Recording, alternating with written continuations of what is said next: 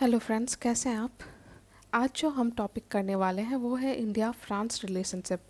आपको पता है कि फ्रांस जो है वो यूरोपियन यूनियन का भी पार्ट है और European Union as a whole से हमारा तो एग्रीमेंट्स होता रहता है, लेकिन फ्रांस के साथ हमारा रिलेशनशिप और ज़्यादा क्लोज हो चुका है।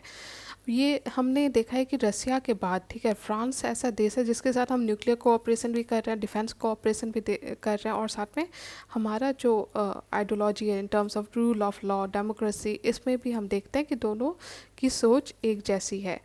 इंडिया और फ्रांस जो है दोनों स्ट्रेटेजिक पार्टनरशिप इन्होंने किया इन 1998, और दोनों जो है डेमोक्रेसी हो, फंडामेंटल फ्रीडम्स हो, rule of law, human rights, ये सारे इश्यूज़ पे दोनों के आपके जो सोच है वो मेल खाती है।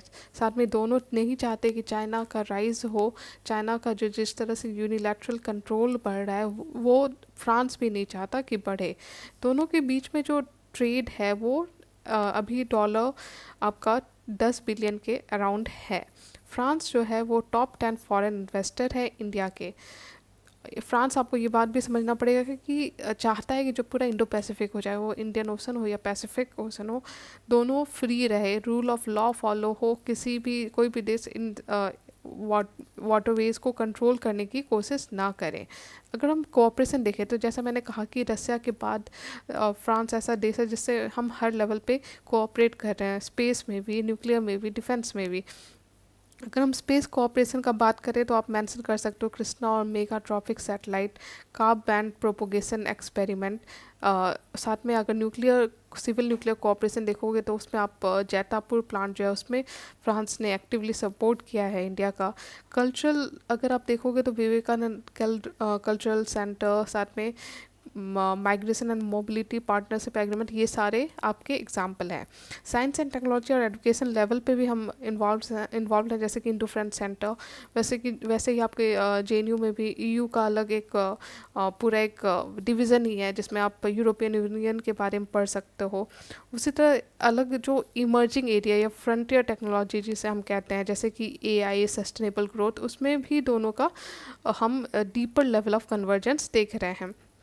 अगर हम सिग्निफिकेंस देखें तो देखिए, एक तो है कि पहला कि हम जिस तरह से रसिया पे डिपेंडेंट हो गए थे वो सही नहीं था। हमें ज़रूरी था कि हम बाकी देशों के से भी डिफेंस इक्विपमेंट्स अपने खरीदें, क्योंकि रसिया रिसेंट टाइम में देखा गया है कि चाइना के क्लोज तो है, साथ में पाकिस्तान से भी उसका मिलिट्री एग्रीमेंट्स चल रहा है या मिलिट्री एक्सरसाइजेज दोनों कंडक्ट कर रहे हैं। तो ये कहीं ना कहीं इंडिया के लिए रेड सिग्नल था कि ठीक है, हमें रसिया के साथ तो मेंटेन करना ही है रिलेशनशिप, लेकिन साथ में हमें बाकी भी जो देश है वहाँ उनके साथ डाइवर्सिफाई करना है अपना डिफेंस ट्रेड भी।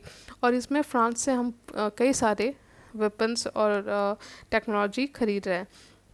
दोनों, अगर हम अलायंस का बात करें तो देखिए, जो आउटलुक है या आइडियल्स है, जैसे कि मल्टीलैटरलिज्म हो गया या डेमोक्रेसी हो गया या प्लुरलिज्म हो गया, दोनों में इसमें आपको कनेक्शन दिखेगा।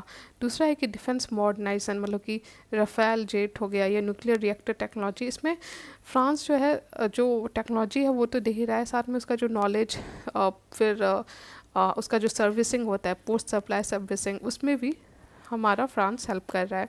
स्पेस एक्टिविटी में हम सपोर्ट मतलब कि कोऑपरेट कर ही रहे हैं, साथ में additional security through propose joint petrol. और दोनों देश देखिए, कहीं ना कहीं आपको समझ में आ रहा होगा कि एक मल्टीलैटरल नेशन है दोनों। दोनों में बहुत ज़्यादा डाइवर्सिटी है, ठीक है। फ्रांस में भी डाइवर्सिटी है, इंडिया में भी डाइवर्सिटी है, लेकिन हम है कि सबको साथ में रखते हैं। ऐसा नहीं है कि कुछ यूनिफॉर्मिटी लाते हैं, लेकिन फ्रांस में देखा गया है कि यूनिफॉर्मिटी लाया गया कि आप अगर आप जो भी आपका रिलीजियस सिंबल है वो आप पब्लिकली नहीं पहन सकते, जैसे कि हिजाब हो गया या वैसा कोई रिलीजियस, आप अपना रिलीजन उस तरह पब्लिकली नहीं शो ऑफ कर सकते जैसे कि इंडिया में करते हैं। मतलब जैसे हमें फ्रीडम है कि हम कोई मुस्लिम चाहे तो हिजाब पहने, कोई और चाहे तो किसी तरह अपने रिलीजियस सिंबल्स यूज़ करे, तो वो अलाउड नहीं है फ्रांस में।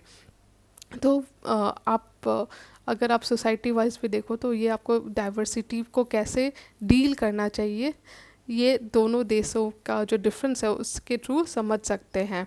हम लोग हैं कि हम लोग सलाद बॉल, जो वर्ड है कि सलाद बॉल मतलब अलग अलग उसमें हिंदू भी है, मुस्लिम भी है, सिख भी है, दोनों अपना इंडिपेंडेंट उन लोग का एग्जिस्टेंस है और सब साथ में रह रहे हैं। जबकि फ्रांस में देखा गया है कि एक यूनिफॉर्मिटी लाने की कोशिश किया जाता है कि अगर आप पब्लिक डोमेन में है तो एक यूनिफॉर्मिटी रखी जाएगी। लेकिन तब भी हम कोलैबोरेट कर रहे हैं और एक दूसरे से सीख रहे हैं। हम कोलैबोरेशन कर रहे हैं क्लाइमेट या जो एनवायरनमेंट है उसके ऊपर भी। तो इंटरनेशनल सोलर अलायंस जो स्टार्ट किया गया था, दोनों देशों ने मिल के स्टार्ट किया था। तो ये अगेन एक एग्जांपल है कि दोनों देश के जो रिलेशनशिप है कितने ज़्यादा क्लोज है। तो इस तरह से हमने ये पूरा टॉपिक समझ लिया। और आपको ये बात समझना पड़ेगा कि ब्रेक्सिट के बाद, ठीक है, जो ये देश हैं, चाहे वो फ्रांस इंडिविजुअली हो या जर्मनी इंडिविजुअली हो या यूरोपियन यूनियन, ये लोग नए पार्टनर्स खोज रहे हैं। और इंडिया ऐसा एक पार्टनर है जो कि वो रोल प्ले कर सकता है। तो आई होप आपको वीडियो समझ में आ रहा है। अगर समझ में आ रहा है, अच्छा लग रहा है, तो प्लीज़ लाइक कीजिए और मेरे चैनल को सब्सक्राइब कीजिए। Thank you.